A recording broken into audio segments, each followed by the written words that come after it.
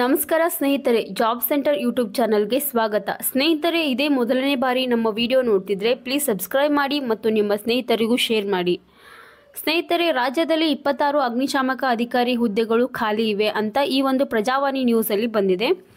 ಈ ಒಂದು ಹುದ್ದೆಗಳು ನೇಮಕಾತಿ ಅಧಿಸೂಚನೆ ಮಾಡುವ ಬಗ್ಗೆ ಯಾಕೆ ಪ್ರಸ್ತಾಪ ಮಾಡಿದ್ದಾರೆ ಮತ್ತು ಯಾವ್ಯಾವ ಪ್ಲೇಸಲ್ಲಿ ಎಷ್ಟೆಷ್ಟು ಹುದ್ದೆಗಳು ಖಾಲಿ ಇವೆ ಅಂತ ಈ ವಿಡಿಯೋದಲ್ಲಿ ನೋಡ್ತಾ ಹೋಗೋಣ. ವಿಡಿಯೋನ ಸ್ಕಿಪ್ ಮಾಡದೆ ಕೊನೆವರೆಗೂ ನೋಡಿ.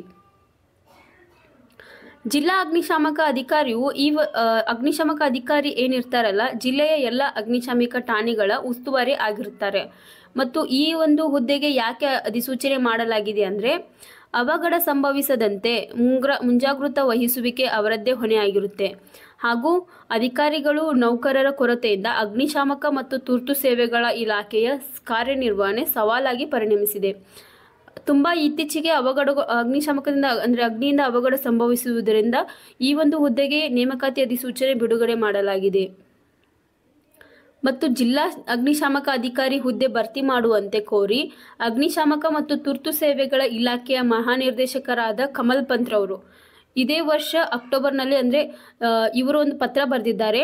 ಮತ್ತು ಇಲಾಖೆಯ 20 ಠಾಣಾ ಅಧಿಕಾರಿಗಳು ನಾಗಪುರದ ತರಬೇತಿ ಕೇಂದ್ರದಲ್ಲಿ ಇತ್ತೀಚೆಗೆ ತರಬೇತಿ ಪಡೆದಿದ್ದಾರೆ ಮತ್ತು ಅಗ್ನಿಶಾಮಕ ಅಧಿಕಾರಿ ಹುದ್ದೆಗೆ ಬಡ್ತಿ ಪಡೆಯಲು ಅರ್ಹರಾಗಿದ್ದಾರೆ ಅಂತ ಹೇಳ್ತಿದ್ದಾರೆ.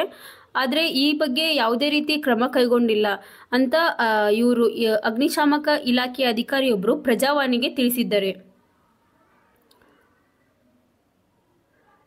ಇಲ್ಲಿ ಮಹಾನಿರ್ದೇಶಕ ಅಗ್ನಿಶಾಮಕ ಮತ್ತು ತುರ್ತು ಸೇವೆಗಳ ಇಲಾಖೆಯ ಅವರು ಅಂದರೆ ಕಮಲ್ ಪಂತ್ ರವರು ಒಂದು ಮಾತೇನು ಹೇಳಿದ್ದಾರೆ ಅಂದರೆ, ಜಿಲ್ಲಾ ಅಗ್ನಿಶಾಮಕ ಅಧಿಕಾರಿ ವೃಂದದ ಹುದ್ದೆಗಳಿಗೆ ಬಡ್ತಿ ಪ್ರಕ್ರಿಯೆ ಆರಂಭಿಸಲಾಗಿದೆ ಮತ್ತು ಪ್ರಕ್ರಿಯೆ ಶೀಘ್ರವೇ ಪೂರ್ಣಗೊಳಿಸಲು ಕ್ರಮ ಕೈಗೊಳ್ಳಲಾಗುವುದು ಅಂತ ಕಮಲ್ ಪಂತ್ ರವರು ಹೇಳಿದ್ದಾರೆ.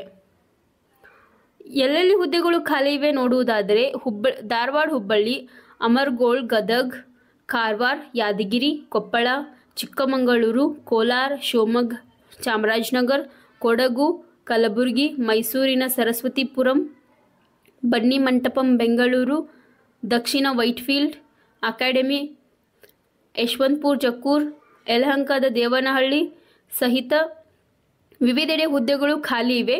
ಕೊರತೆ ನೀಗಿಸಲು ಆಯಾ ಅಧಿಕಾರಿಗಳಿಗೆ ಅಕ್ಕಪಕ್ಕದ ಜಿಲ್ಲೆಗಳು ಹೆಚ್ಚುವರಿ ಹೊಣೆಗಾರಿಕೆ ವಹಿಸಲಾಗಿದೆ. ಮತ್ತು ಸ್ನೇಹಿತರೆ, ಇದನ್ನು ಯಾವ ಥರ ಆಯ್ಕೆ, ಈ ಒಂದು ಹುದ್ದೆಗಳಿಗೆ ಯಾವ ಥರ ಸೆಲೆಕ್ಷನ್ ಪ್ರೊಸೆಸ್ ಇರುತ್ತೆ ಅಂತ ನೋಡ್ತಾ ಹೋಗೋಣ. ಆಯ್ಕೆಯು ವಿವಿಧ ಹಂತಗಳಲ್ಲಿ ಆಗುತ್ತೆ.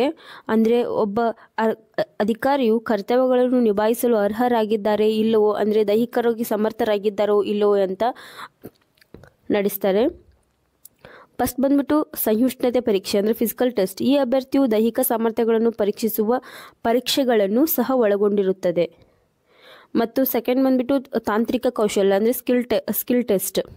ಇದು ತಕ್ಷಣ ಯಾವ ಥರ ಒಂದು ಫೈರ್ ಆಗ್ತಿದೆ ಅಂದರೆ ತಕ್ಷಣ ಯಾವ ಥರ ತಡೆಗಟ್ಟಬಹುದು ಅಂತ ಈ ಒಂದು ಸ್ಕಿಲ್ ಟೆಸ್ಟ್ನ ನಡೆಸ್ತಾರೆ.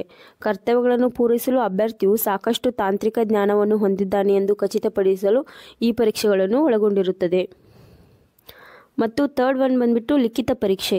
ಇದು ಸಾಮಾನ್ಯ ಜ್ಞಾನ, ಪ್ರಚಲಿತ ಘಟನೆ, ವಿದ್ಯಮಾನ ಮತ್ತು ಸರಳ ಅಂಕಗಣಿತ ಮತ್ತು ಮಾನಸಿಕ ಸಾಮರ್ಥ್ಯ, ಸಾಮಾನ್ಯ ಇಂಗ್ಲಿಷ್ ಮತ್ತು ಕನ್ನಡ ಭಾಷಾ ಪರೀಕ್ಷೆಯಂತಹ ವಿಷಯಗಳನ್ನು ಒಳಗೊಂಡಿರುತ್ತದೆ. ಅಂದರೆ ಇದ್ರ ಮೇಲೆಲ್ಲ ಎಕ್ಸಾಮ್ ನಡೆಸ್ತಾರೆ. ಅದು 2.5 ಗಂಟೆ ಇರುತ್ತೆ ಮತ್ತು 150 ಅಂಕಗಳಿಗೆ ಎಕ್ಸಾಮ್ ನಡೆಸ್ತಾರೆ. ಮತ್ತು ಈ ಒಂದು ನೋಟಿಫಿಕೇಷನ್ ಯಾವಾಗುತ್ತೆ ಅಂತ ನಾವು ಶೀಘ್ರದಲ್ಲೇ ಹೇಳ್ತೀವಿ. ನಮ್ಮ ಜಾಬ್ ಸೆಂಟರ್ ಯೂಟ್ಯೂಬ್ ಚಾನಲ್ ಡಿಸ್ಕ್ರಿಪ್ಷನಲ್ಲಿ ನೋಟಿಫಿಕೇಷನ್ ಹಾಕಿರುತ್ತೇವೆ.